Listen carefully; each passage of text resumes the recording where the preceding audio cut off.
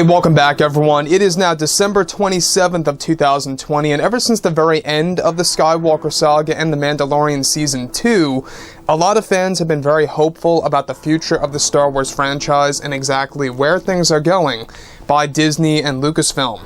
This is Mike Zero. Make sure to subscribe if you're new to the channel for future Star Wars content. Now, one thing about Disney Star Wars is that, yes, we do know that they are now on pretty much the road to success here, seeing the light at the end of the tunnel without a doubt, given of what happened with the Season 2 finale and the feedback by the fans.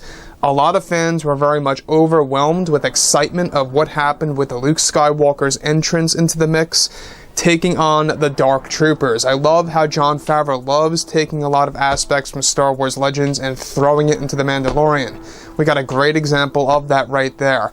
So, when we go ahead and check out everything related between Favreau, Filoni, and Lucas and other creators, their main mission is to provide as much authentic content as possible moving forward, and that is exactly what they're doing as we speak. Now, the thing about all of this is that during the production of the sequel trilogy, alright, it's well known that there was a lot of problems on set behind the scenes. A lot of fans, knew that this movie in particular, Episode 9, had a lot of problems on the set because of Kathleen Kennedy interfering and interrupting with many of the sequences that were being done between JJ and Chris Terrio and even George Lucas. Now, with that being said, of course, however, alright, now, of course, given that The Mandalorian Season 2 is finished, Disney and Lucasfilm are now primarily focused on their other projects for the new Star Wars universe and more. It's described, however, that behind the scenes during the end of the sequel trilogy, actor Mark Hamill was having a complicated time with Lucasfilm's Kathleen Kennedy, where it's described that at one point in time, Mark Hamill nearly walked off the set of Episode 9 after Kathleen Kennedy was beginning to suggest that they should get rid of the Luke Skywalker Force Ghost sequences from the movie, even after deleting many of his scenes that had to do with him working with George Lucas and J.J. Abrams. It's noted that Kennedy originally was set to not have Mark Hamill show up at all in the movie, and that Hamill was going into a furious phase over these potential decisions that were almost made final until he convinced Abrams to convince Kathleen Kennedy otherwise. It's described further that Mark Hamill was mentally exhausted on the set of Episode 9 for multiple reasons that led him to not want to come back to Star Wars, even, of course, ever again, except for the big reveal by Jon Favreau in The Mandalorian. Now, not just that, of course, Mark Hamill was very much regretful of what happened with his involvement as Luke in The Last Jedi by director Rian Johnson, and this also made him want to leave Star Wars indefinitely.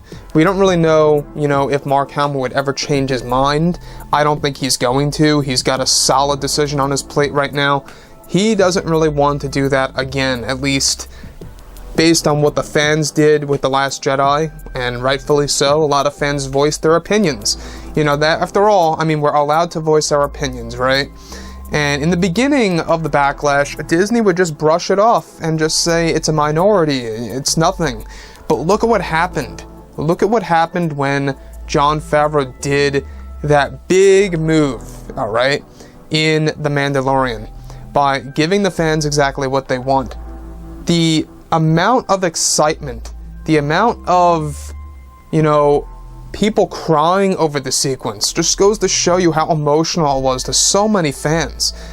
We didn't really get something like that in the sequel trilogy. I feel that those 2 minutes alone outperformed the sequel trilogy right then and there.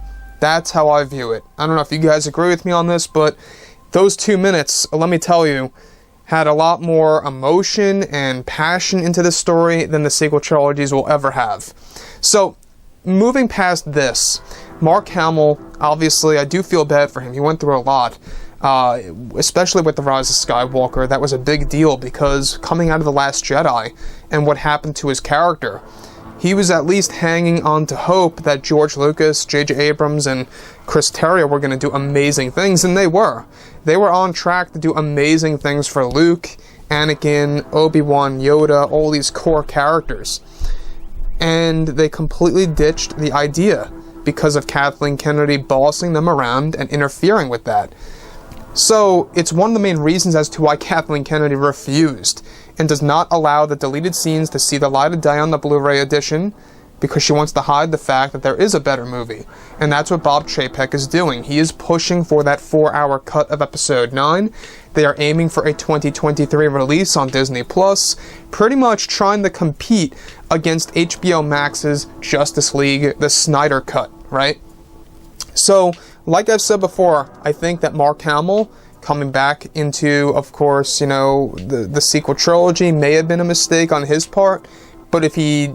Let's look at it this way. If he didn't come back to the sequel trilogy, we wouldn't really have gotten The Mandalorian. I mean, you can see the butterfly effect.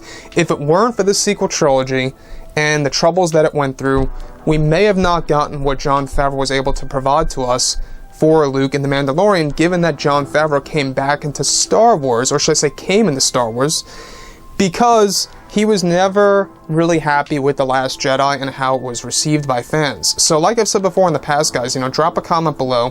Let me know anything about all of this in the comments, and if you guys did enjoy the content for today, do make sure to drop a thumbs up on this video to support the channel. I thank you all so very much for the kind support, and I'll catch you guys next time.